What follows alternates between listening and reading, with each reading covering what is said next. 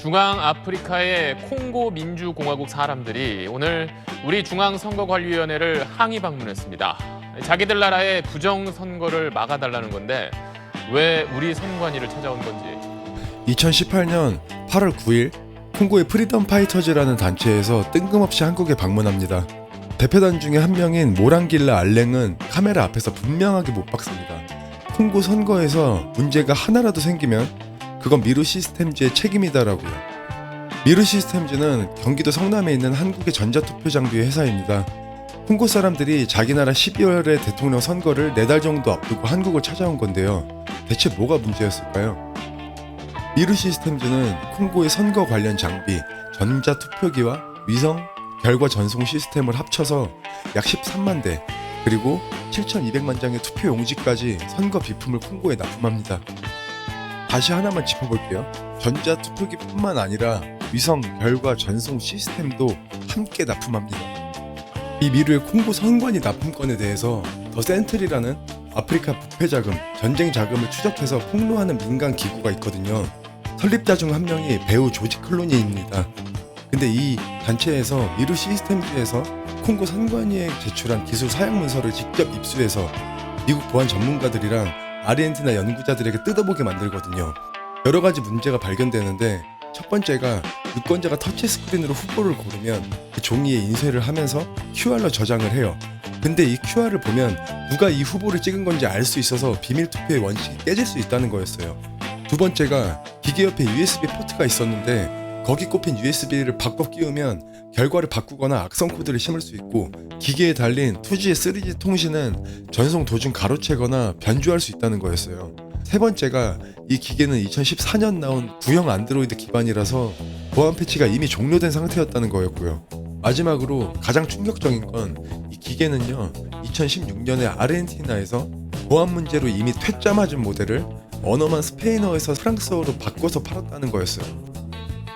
그래서 센트리의 이 보고서의 마지막엔 이렇게 적혀 있습니다. 미국과 EU가 금융 제재로 개입해야 한다.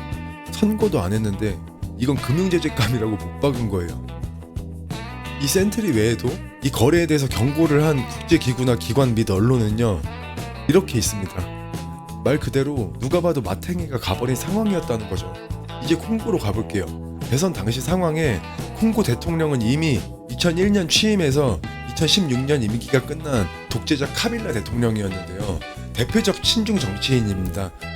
근데 카빌라는 콩고의 세계 최대의 코발트, 구리광산을 중국 기업과 불투명한 계약으로 다 넘겨져 버렸다는 의혹이 있는 상태였습니다. 임기가 2016년 12월 이미 끝나고 이미 2선인 상태였고 콩고법상 3선은 불가능했어요. 근데 콩고 헌법재판소에서 새 대통령이 선출돼서 취임 전까지는 기존 대통령직을 유지한다는 요상한 유권 해석을 해주면서 이런저런 핑계 대면서 선거를 미뤘죠. 그러니까 계속 대통령직이 유지됐던 거고요. 당연히 그러면서 점점 내부 갈등이 심화됐고요. 이걸 해결한 게 콩고 가톨릭 주교회의 센코라는 단체였는데요. 콩고는 인구 절반 가까이가 가톨릭 신자라서 이 교회의 영향력이 어마어마했거든요. 아무리 독재 정권이라고 해도 무시할 수가 없었습니다. 그래서 2016년 마지막 날 생실 베스트를 협정을 맺어요. 핵심은 카빌라는 출마하지 않고 대선을 2018년에 치른다는 거였어요. 이 선거가 바로 우리가 지금 얘기하는 미루가 선거 비품을 납품한 그 선거입니다. 그렇게 선거를 실시하기로 확정이 되고 후보가 셋으로 좁혀집니다. 1번이 파율루, 친미 정치인이고요. 중국이 콩고를 망쳐놨다면서 카빌라의 중국 광산 계약권을 전부 뒤집어 엎고 부패 청산하겠다고 공언했습니다. 스포일러 하나 하자면 이 사람이 부정선거 피해자예요. 2번이 샤다리, 이 사람이 카빌라의 후계자였는데 인기가 너무 없었습니다. 그래서 이 유튜버 영상 잠깐 보세요. 그리고 콩고에 대해서 또 얘기를 드리자면 그 독재 정권이 무너졌습니다. 당연히 부정선거를 일으킨다면 그 국가에서 세력이 강한 곳이 부정선거를 저지를 겁니다. 진짜 후계자를 정해뒀는데 그 후계자가 아닌 다른 사람이 당선이 됐어요. 그런 A 왜 B 부정선거에 대한 증거가 되냐라고 하면 당연히 안 됩니다. 지금 이 유튜버가 콩고 정권이 바뀌었는데 무슨 부정선거냐, 그러니까 샤다리가 낙선했으니까 부정선거 아니라는 식으로 얘기하죠. 이 영상 다 보시면 이 말이 왜 틀렸는지 알 수 있습니다. 한 번이 치세케디, 원래 1번 파율루랑 단일화해서 파율루 밀어주기로 서명까지 해놓고서 뒤집고 독자 출마했고요. 이때까진 친미 정치인이었어요. 지금은 2026년 현 콩고 대통령이고 강경한 친중 노선 타고 있습니다. 스포일러 하자면 이 사람이 부정선거 수혜자입니다. 그럼 그때 콩고 실제 민심 어땠는지 볼까요? 대선을 앞두고 가장 가까운 시기에 치러진 여론조사가 있는데요. 2018년 12월 중순에 세계 기관에서 무작위로 전화 여론조사를 합니다. 아프리카 정치학 권위자인 피에르 앵글베르 교수가 분석했고요. 결과는 친미 파율루가 43.4%였고 치세케디가 25%, 샤다리가 14.3%였습니다. 치세케디, 샤다리 합쳐도 파율루에 못 미쳤죠. 이제 콩고 선거제도만 짧게 알려드리고 바로 대선 당일날부터 대체 어떤 끔찍한 일들이 벌어졌는지 가볼게요. 콩고는 전국에 약 2만 개의 투표센터라는 것을 만듭니다. 센터는 학교나 마을 창고 같은 대형 건물 같은 거예요. 그리고 이 센터 건물 안에 약 3개에서 4개의 투표소를 만듭니다. 투표소는 따라서 약 7만 5천 개 정도였어요. 투표센터는 2만 개랬죠. 그리고 전국에 180여 개의 CLCR이라고 부르는 지역 집계센터를 두는데요. 약 120개 정도의 투표센터에 한 개의 선거 집계센터가 있었던 거죠. 이제 바로 대선 당일 2018년 12월 30일로 가볼게요. 이날 투표 시작부터 이 나라는 맛이 갔어요. 야권 강세 지역 투표를 배제시켜버리는데요. 한국에 비유하면 투표를 하는데 대구는 전염병이 돌고 치안이 안 좋다는 이유로 너네 투표하지 마 이러는 거예요. 그렇게 당일 130만여 명이 배제됩니다. 그리고 전자투표기는 약 45%의 오작동이 보고되었습니다. 그리고 다음 날인 12월 31일 정부가 전국의 인터넷과 문자 메시지를 다 끊어버리고요. 야당 성향 라디오 같은 방송 전파까지 차단해버립니다. 명분은 가짜뉴스 방지였는데 진짜로는 왜 그런 건지 좀 이따 바로 나오거든요. 근데 이 인터넷망 차단이 이날만 그런 게 아니고 약 20일간 지속됩니다. 해가 바뀌고 2019년 1월 3일 아까 카빌라 대통령과 선거 합의했다는 센코 있죠. 센코에서 우리는 승자가 누군지 안다. 선관위는 진실을 발표하라고 나섭니다.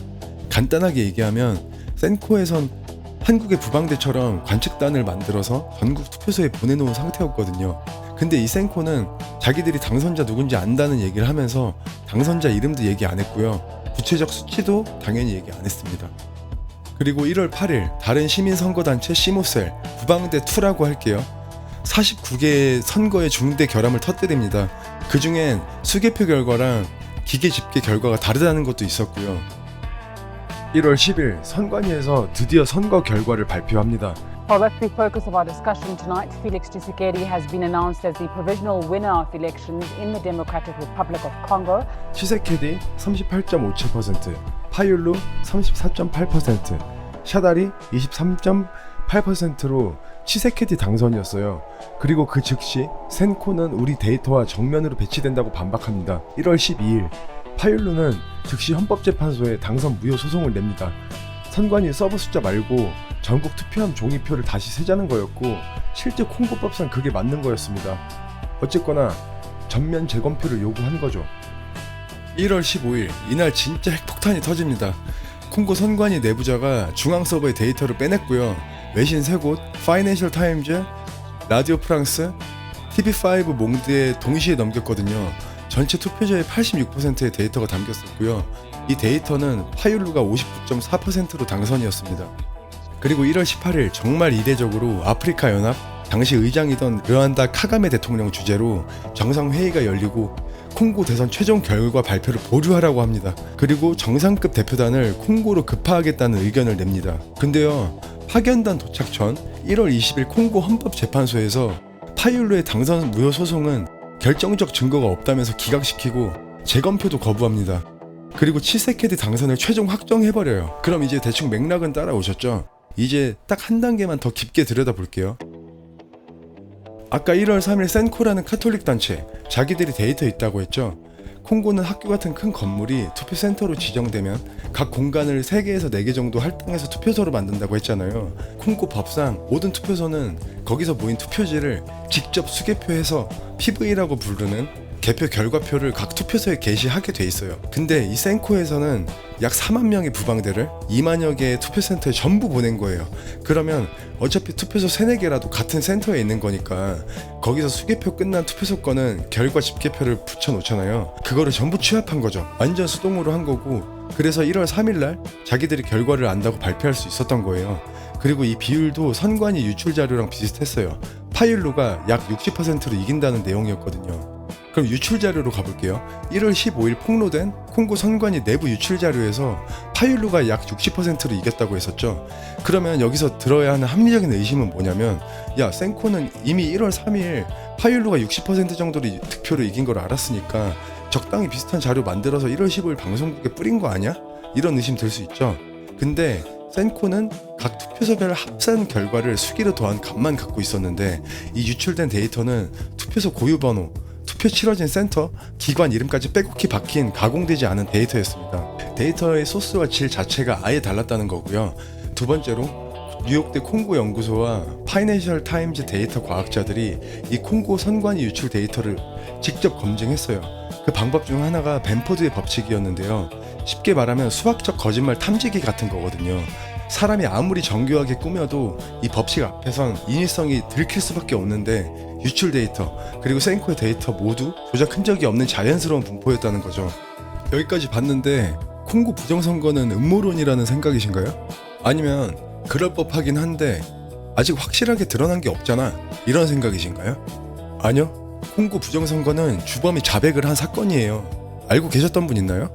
2018년 대선 때 콩고 선관위원장 난가라는 인물이 있는데요. 이 사람이 2023년 치세케디 정권과 틀어져서 반군 수괴가 됩니다. 근데 부정선거 조작범은 반군 내란범 새끼들이랑 똑같은 거니까 직업이 바뀐 게 아니라고 볼 수도 있을 것 같아요. 어쨌거나 프랑스 24 방송 인터뷰 나와서 2018년 대선 직후 원래 대통령이었던 카빌라와 당선자 치세케디 사이에 권력 이양에 대한 합의가 있었다고 공개적으로 인정했습니다. Il y a eu bel et bien un accord, je confirme. Il y a eu bel et bien un accord avant la publication des résultats. 전체 영상을 보시면 합의 시점은 대선 투표일과 당선 확정일 사이에 있었다고 얘기하고요. 그 합의 서명문에 본인도 서명했다는 것까지 인터뷰에서 공개해버립니다. 그 후계자가 아닌 다른 사람이 당선이 됐어요. 그런 A웹이 부정선거에 대한 증거가 되냐라고 하면 당연히 안 됩니다. 야권에선 후보가 2명 나왔고 파율루, 치세케디 이 둘입니다. 근데 이때까지는 이 둘 모두 친미 노선이 맞았어요. 근데 이 중에 치세케디가 카빌라 그리고 난가와의 3자 합의를 통해서 정권을 이양받기로 당선 확정 전에 일실 합의가 있었다는 거예요. 그리고 결정적으로 치세케디는 강경 친중 노선 걷고 있습니다. 카빌라와 마찬가지로요. 이건 대선 이후 아까 대선 전에 한국 선관위에 경고하러 왔다는 콩고 프리덤 파이터즈 회원들이 있죠. 이분들이 대선 끝나고 책임지라면서 또다시 한국 와서 시위하는 모습입니다. 저 사람들 얼마나 열받았겠습니까? 이제 다시 한국으로 돌아와 볼게요. 이 미르 계약을 알선했다는 의혹 한복판에 한국중앙선관위가 주도해서 2013년 세운 국제기구 AF과 초대 사무총장 김용희가 있었습니다. 이 사람은 2018년 10월 국정감사 증인석에 섰거든요. 이 사람이 이날 거짓말을 그냥 무수하게 쏟아내는데 몇 개만 살펴볼게요. 미르 왜 판원이냐는 질문에 모든 장비들에 대해서 그 사람들이 참관하고 시연할 수 있는 기회를 제공합니다. 그리고 다른 업체에 대해서도 이렇게 많이 했습니까? 여기 보면은 배우정보 시스템에서도 개발을 했고 2005년도 또 주식회사 S1에서도 개발을 했고 또 많이 있습니다. 이건 그냥 바로 청문회장에서 반박당하죠. 모든 그 안보리 대표들이 거기 참석해서 회의에 참석했는데 지금 이 전자투표기에 관해서는 아무도 시비 거는 나라가 없습니다. 이제는 이 기계 관해서도 이제 아무도 시비 거는 나라가 없다. 이거 관련해서 문제 삼은 곳이 이렇게라고 영상 초반에 알려드렸는데요. 이 중에 미국 당시 니키 헤일리 유엔 대사가 직접 기계에 대해서 언급한 거 보겠습니다.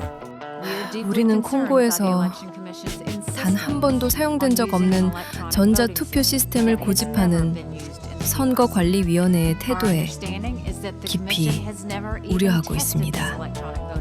선관위는 이 전자투표 시스템을 콩고에서 테스트조차 해보지 않았으면서 선거 당일에 이 위험한 기술을 처음으로 배치할 계획을 세우고 있습니다. 중요한 선거에서 익숙하지 않은 기술을 처음으로 도입하는 것은 두말할 필요도 없이 엄청난 위험입니다. 콩고 국민들이 선거 결과에 그 어떠한 의문도 품지 않도록 이번 선거는 반드시 종이 투표로 치러져야 합니다. 근데 이건 진짜 아무것도 아니에요. 가장 중요한 거짓말은요. 거기에서 쓰겠다는 전자투표기는 우리 위원님들이 생각하는 것처럼 전자 메모리만 가지고 하는 거가 아니고 이런 투표용지 인쇄하는 기계입니다. 김용희가 이 기계는 전자 메모리만 쓰는 전자 투표기가 아니고 투표 용지를 인쇄하는 인쇄기라고 말하죠. 이 발언을 좀 더 제가 풀어서 설명드리면 미루의 기계는 전자 투표가 본질이 아니고 아날로그 투표를 더 원활하게 도와줄 수 있는 종이 프린터기의 기능을 가진다고 어필하는 거거든요. 그 전에 잠깐 제가 영상 초반에 말씀드린 거 좀 다시 볼게요. 투표 결과 위성 전송 시스템, 제가 강조해서 말씀드렸죠. 제가 이날 김용희 발언 전문을 뒤져도 위성 전송 시스템에 대한 발언은 전무합니다. 근데 이 위성 전송 시스템은요, 미루에서 자기들 웹사이트에 자랑스럽게 스스로 박제해 놓은 상태예요. 위성 이게 뭐라고 문제인데 싶으시죠? 아까 부정선거 피해자 파율루가 선거 무효 소송했다고 했죠. 제가 이 소송 판결문을 구했거든요. 이 판결문에 보면 전자투표기의 USB와 위성장치로 송신된 투표 결과 데이터가요, 파율루가 신청한 전면 재검표를 기각하는 근거 중에 하나로 사용됐습니다. 그리고 이 증거 제출 목록이 사인한 당사자는 아까 얘기한 현 반군 수괴, 당시 콩고 선관위원장 난가였고요. 김용희가 말한 단순 전자투표기가 아니라 인쇄기다. 이게 또 재밌는 게 하나 더 있는데, 아까 잠깐 보여드린 거 기억나시나요? 콩고 선거법 237-3 잠깐 보여드렸습니다. 근데 아까도 눈치채신 분들이 있었을 텐데 말이 좀 이상해요. 전자투표 방식은 현재 진행 중인 선거에 적용할 수 없다. 현재 진행 중이라고 얘기하죠. 이게 왜 그러냐면 독재자 카빌라가 선거를 합의하면서 전자투표를 도입하려고 하니까 야권에서 어떻게든 이 투표기 막아보려고 도입 전에 만든 법이라서 그런 거예요. 그래서 2018년 선거를 겨냥해 콩고 야당 의원들이 만든 법이라는 거죠. 근데요, 이 콩고 선관위는 자기들이 시행세칙 제14조를 만들어서 이 법을 무시합니다. 투표소에는 투표를 위한 전자투표 장치가 구비된다. 기술위원은 관할 투표 및 개표소 수준에서 해당 전자투표 장치의 사용을 감독하고 필요한 기술적 조치를 취해야 한다.